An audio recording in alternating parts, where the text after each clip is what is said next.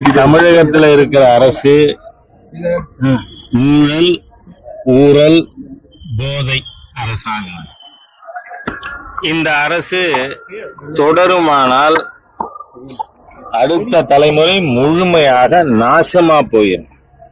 ஏனென்று சொன்னால் பாரத நாடு முழுவதும் போதைப் பொருள், அதாவது அதிகமா சிந்தட்டிக் ட்ரக், சர்க்காரி விற்கிற சாராயம் அது ஒரு பக்கம் இருக்கு. அந்த சாராயத்துல குவார்ட்டருக்கு 10 ரூபாய், அது கணக்கு பண்ணி கரெக்டா வாங்குறாங்கன்னு கேள்விப்பட்டேன். ஃபுல்லா இருந்தா 40.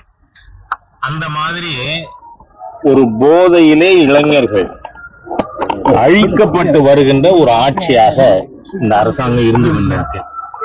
ஏனென்றால் சங்கரங்கோவில்ல போதை ஒழிப்பு மாநாட்டில் பேசும்பொழுது மேதகு ஆளுநருடைய கேள்விக்கு இன்னி வரைக்கும் இந்த நான் மோடிக்கும் பயப்பட மாட்டேன், ஈடிக்கும் பயப்பட மாட்டேன்னு பிதற்றி கொண்டிருக்கின்ற ஊழல் நிதிய அங்கிருந்து பதில் வரல.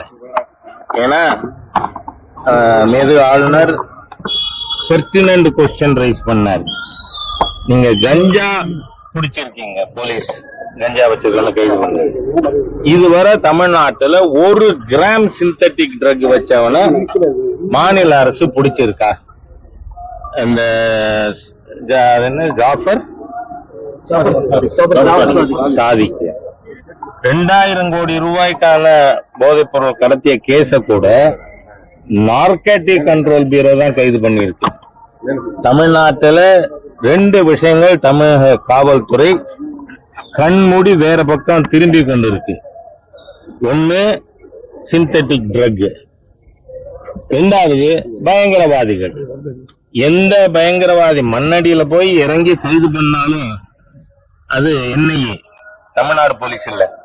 ஆகவே தமிழ்நாடு போலீஸ் பயங்கரவாதிகளையும் கைது செய்யறது இல்லை. இந்த சிந்தட்டிக் ட்ரக் வச்சிருக்கிறவன் மெத்தோபெட்டமின் மாதிரி அது 1 கிராம் கூட இது வரைக்கும்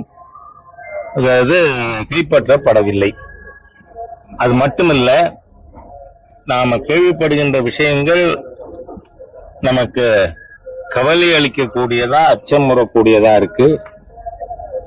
சிபிஎஸ்இ ஸ்கூலுக்கு முன்னாடி, சென்ட்ரல் ஸ்கூலுக்கு முன்னாடி எங்கெல்லாம் தமிழ்நாடுடைய இன்டெலிஜென்சியாவுடைய குழந்தைகள், IAS IPS officers, lawyers, chartered accountants, engineers, doctors, இவர்களுடைய குழந்தைகள் படிக்குதோ அங்கெல்லாம் பட்டியல் அனுப்புறோம்.